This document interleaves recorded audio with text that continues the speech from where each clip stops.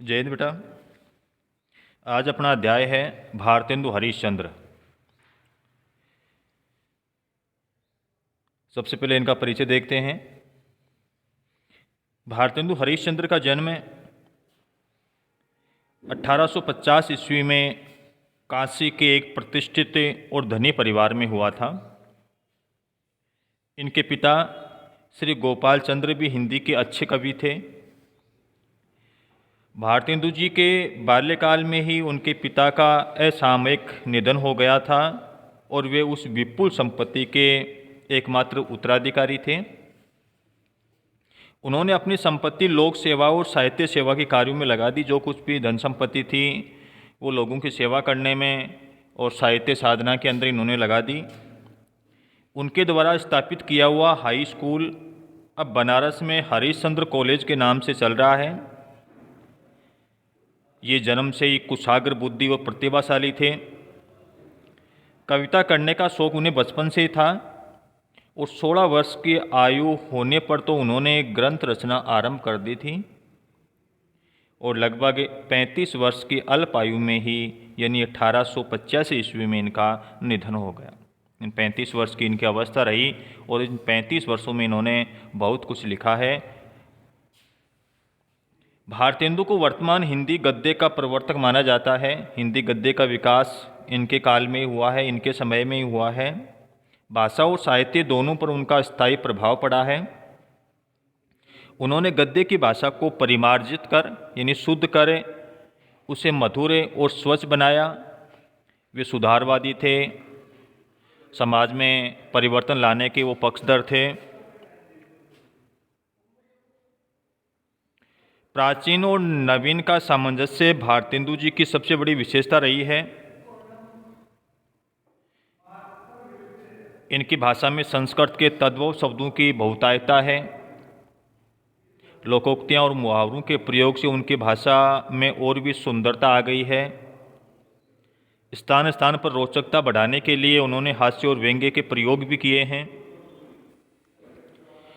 उनकी देश सेवा और साहित्य सेवा से प्रभावित हो उस युग की जनता ने उन्हें भारतेंदु की उपाधि से सुशोभित किया था।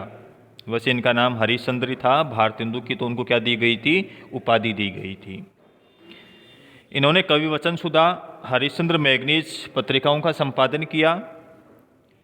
भारतेंदु ने कुल मिलाकर के 175 ग्रंथ लिखे हैं, जिनमें बहुत से केवल अनुवाद ही हैं।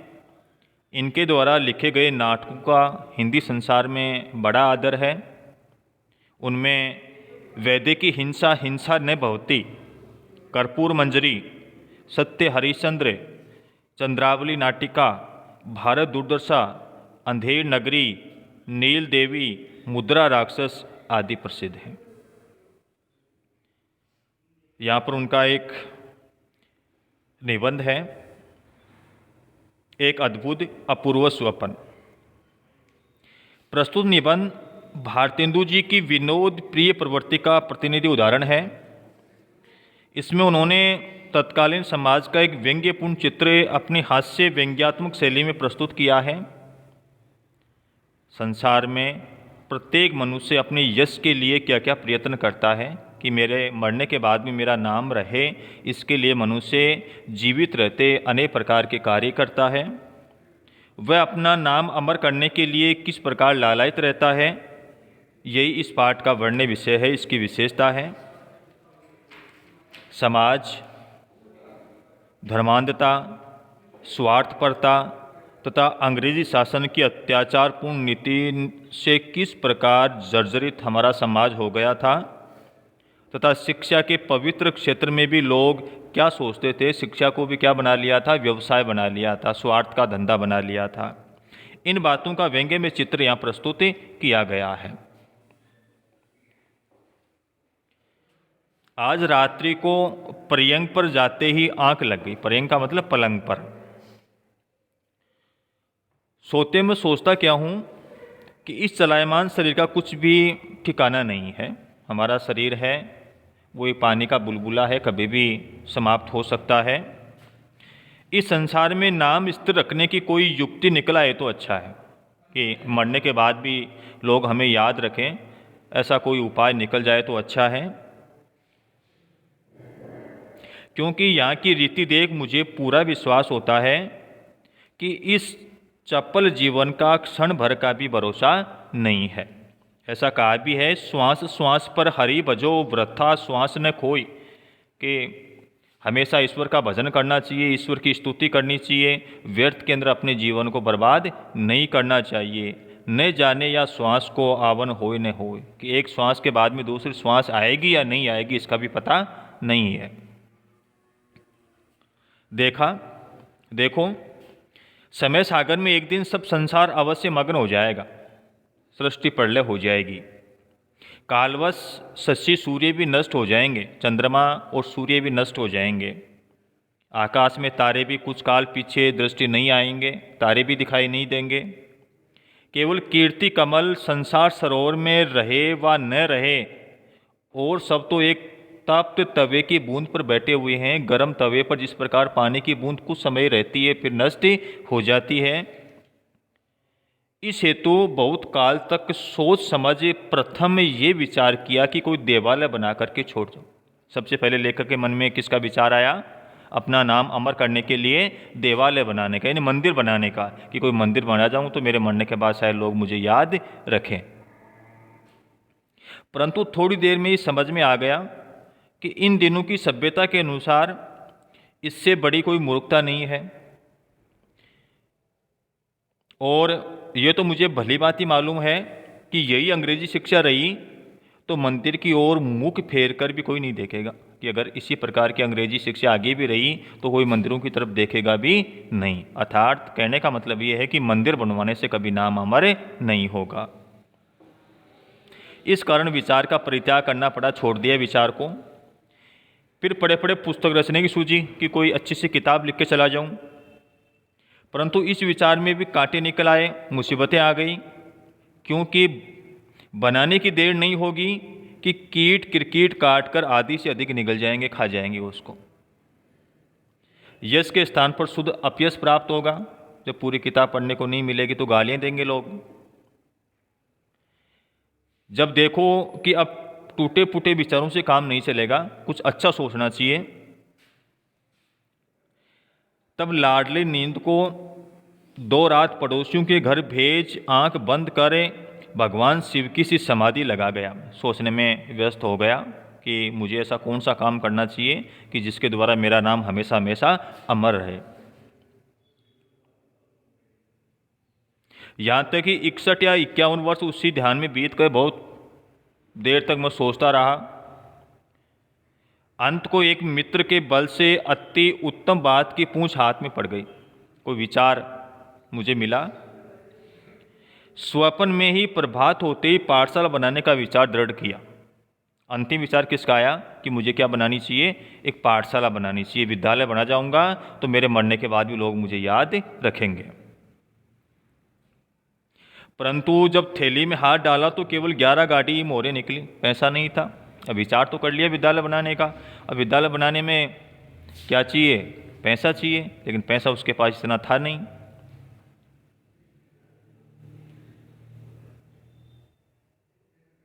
आप जानते हैं इतने में मेरी अपूर्व पाठशाला का एक कोना भी नहीं बन सकता था। निदान अपने इष्ट मित्रों की सहायता भी लेनी पड़ी। मित्रों से मुझे कुछ सहायता लेनी पड़ी विद्यालय बनाने में। ईश्वर को भी कोटि धन्यवाद देता हूँ मैं, जिसने हमारी ऐसी सुनी। यदि ईंटों के ठोर मुहर चुनवा लेते तब भी तो 10-5 रेल रुपए और खर्च करने पड़ते। होते होते सब हरि कृपा से बनकर के सब कुछ ठीक हो गया। मित्रों ने भी अच्छी सहायता की, पैसा भी खूब इकट्ठा हो गया। इसमें वे हुआ वह तो मुझे याद नहीं है, परंतु इतना अपने मुंशी से मैंने सुना था कि 1 का अंक और 387 शून्य अकेले में पानी में पड़े हैं। यानी बहुत अधिक क्या लगाया, उसमें पैसा लगा दिया है। वर्तमान में ये तो हो रहा है, दिखावे की प्रवृत्ति है। लोग इमारत बनाने में बहुत सारा पैसा उसके अंदर लगा देते हैं। बनाने को तो एक क्षण में ही सब कुछ बन गया था, परंतु उसके जोड़ने में पूरे 25 वर्ष लगे। जब हमारी अपूर्व पाठशाला बनकर ठीक हुई, उसी दिन हमने हिमालय की कंदराओं में से खोज कर अनेक उद्दंड पंडित बुलाए। अब विद्यालय तो बन गया, अब विद्यालय में किसकी आवश्यकता है? शिक्षकों की आवश्यकता है, अध्यापकों की आवश्यकता है। और अध्यापकों की खोज कहाँ से की गई? हिमालय की कंदराओं से, यानी हिमालय की गुफाओं से, जिनकी संख्या 0.0 से अधिक नहीं है, यानी बहुत ही कम थी। इस पाठशाला में अनगिनत अध्यापक नियत किए गए, परंतु मुख्य केवल यही थे। पहले थे पंडित मुग्धमणि शास्त्री तर्क वाचस्पति, ये प्रथम अध्यापक थे। पाखंड प्रिय धर्माधिकारी अध्यापक धर्मशास्त्र के थे। प्राणांतक प्रसाद व्याकरण अध्यापक वैदिक शास्त्र के थे। लुप्त लोचन ज्योतिबा वर्ण अध्यापक ज्योतिष शास्त्र के। शील दावानल नीति दर्पण अध्यापक नीति शास्त्र और आत्मविद्या के थे। ये मुख्य अध्यापक थे। इन्हें पूर्वोक्त पंडितों के आ जाने पर अर्धरात्रि गए पाठशाला खोने बैठे, विद्यालय खोल दिया। इस समय सब इष्ट मित्रों के सम्मुख उस परमेश्वर को मैं कोटि धन्यवाद देता हूँ, जो संसार को बनाकर क्षण भर में ही उनको नष्ट कर देता है, और जिसने विद्या, शील, बल के सिवाय मान, मूर्खता, परद्रोह, परनिंदा आदि परम गुणों से इस संसार को विभूषित किया है, सुसज्जित किया है, सजाया है। हम कोटि धन्यवाद पूर्वक आज इस सभा के सम्मुख अपने स्वार्थरत चित्त की प्रशंसा करते हैं कि व्यक्ति संसार में जो भी काम करता है वो केवल अपने स्वार्थ के लिए करता है, परोपकार का कोई काम नहीं करता है। चाहे वो कुछ भी बनाएगा उसके अंदर अपना क्या देखेगा? स्वार्थ देखेगा। तो यहाँ पर भी लेखक है वो व्यंग्य कर रहा है कि ये जो विद्यालय बना है ये भी स्वार्थ के वशीभूत होकर के बना है, और जहाँ इस विद्यालय में जो अध्यापक आए हैं वो भी कैसे हैं? स्वार्थ प्रिय हैं।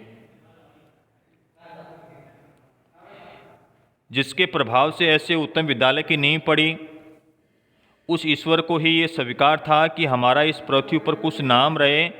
नहीं तो जब द्रव्य की खोज में डूबते डूबते बचे थे तब कौन जानता था कि हमारी कपोल कल्पना सत्य हो जाएगी, जब सोचा था विद्यालय के बारे में।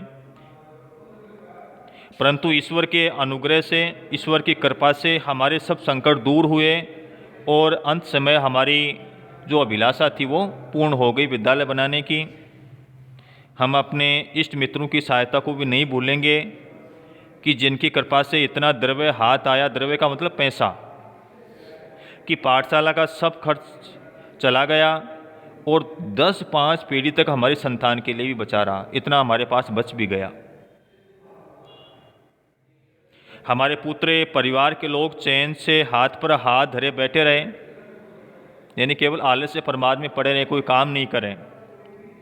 हे सज्जनों, ये तुम्हारी कृपा का विस्तार है कि तन मन से आप इस धर्म कार्य में प्रवृत्त हुए हो।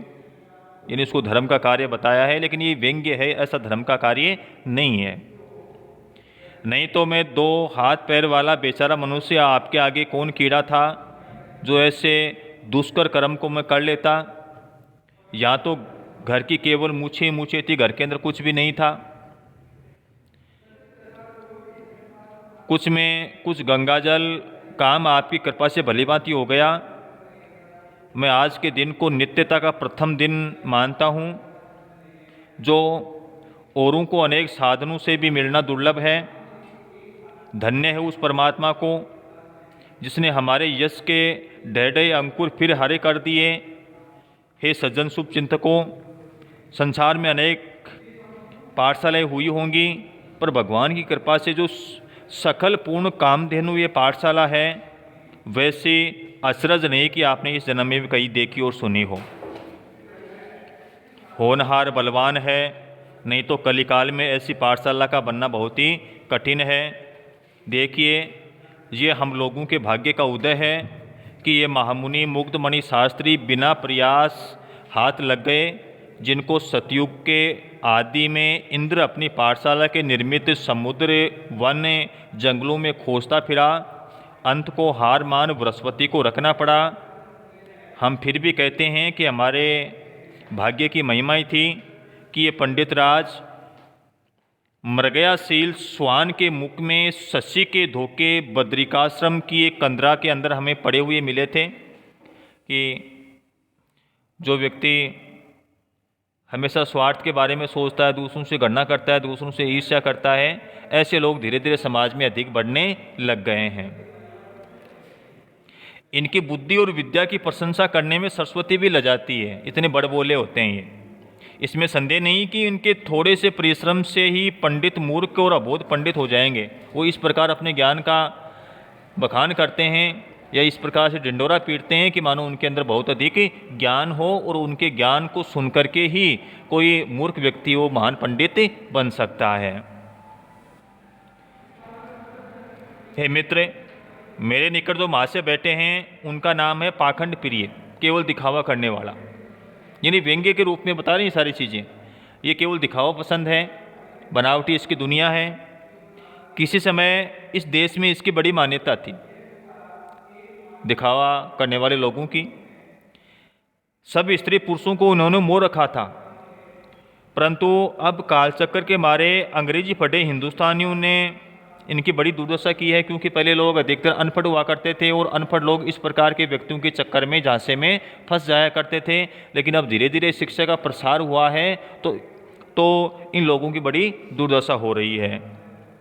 इस कारण प्राण बचाकर हिमालय की तराई में हरिवित ध्रुवा पर हरि दूब के ऊपर संतोष कर अपना कालक्षेप करते रहते हैं। आज इनका समय नहीं रहा है, इनकी चलती नहीं है, क्योंकि लोगों में समझ आ गई है, शिक्षा का प्रसार हो गया है। विपत्ति ईश्वर किसी पर नहीं डाले। जब तक इनका राज था, दृष्टि बचाकर भोग लगाया करते थे। कहाँ अब स्वान श्रृंखला के संग दिन काटने पड़े, परंतु फिर भी इनकी बुद्धि पर पूरा विश्वास है कि एक कार्तिक मास भी इनको स्थिर रह जाने दिया तो हरि कृपा से समस्त नवीन धर्मों पर 4-5 दिन में ये क्या फेर देंगे, पानी फेर देंगे।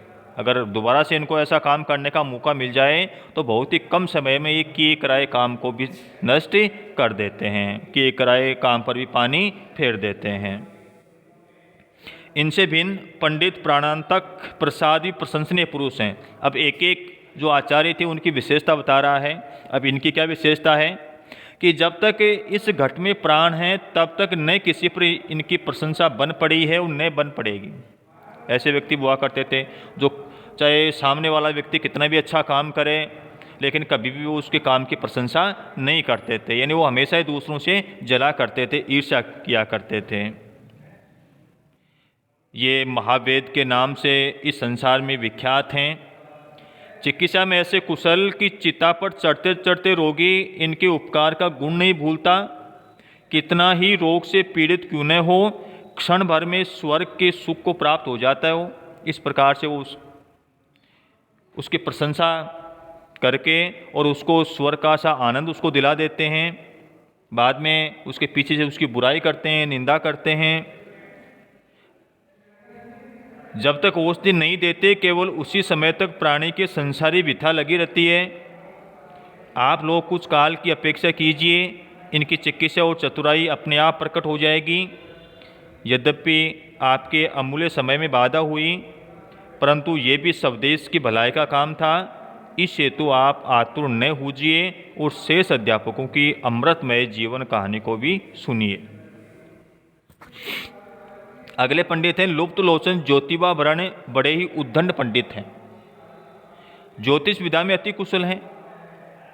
कुछ नवीन तारे भी गगन में जाकर ये ढूंढ आए हैं और कितने ही नवीन ग्रंथों की भी इन्होंने रचना कर डाली है।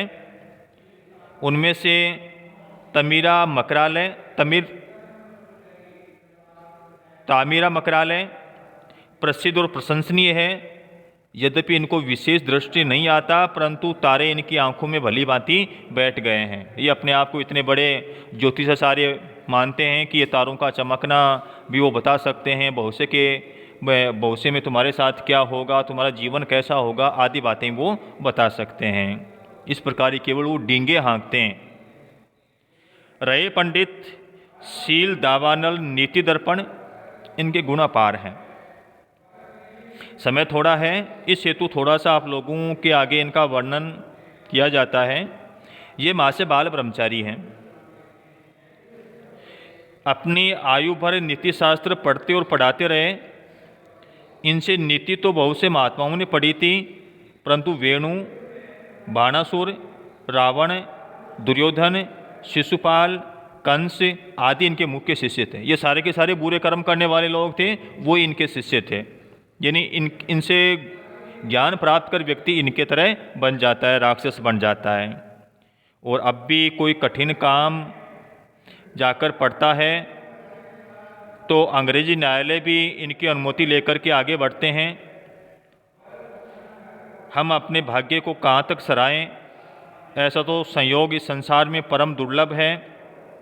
अब आपको सज्जनों से यही प्रार्थना है कि आप अपने अपने लड़कों को भेजें और वे आदि की कुछ भी चिंता नहीं करें, पैसे की चिंता नहीं करें, क्योंकि प्रथम तो ये किसी अध्यापक को मासिक देंगे ही नहीं, और दिया भी तो अभी 10-5 वर्ष बाद में देखा जाएगा।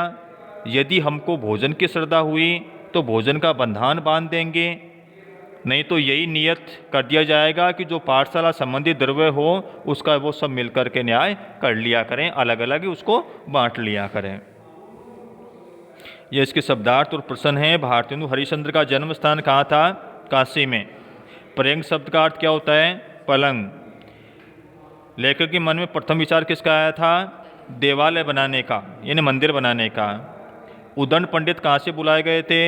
हिमालय की कंदराओं से, इन गुफाओं से। ज्योतिष विद्या में कुशल पंडित का क्या नाम था? लुप्तलोचन ज्योतिबावरण। इस प्रकार ये लघुत्तरात्मक प्रश्न करने हैं, निबंधात्मक प्रश्न आपको करने हैं बेटा। जय हिंद।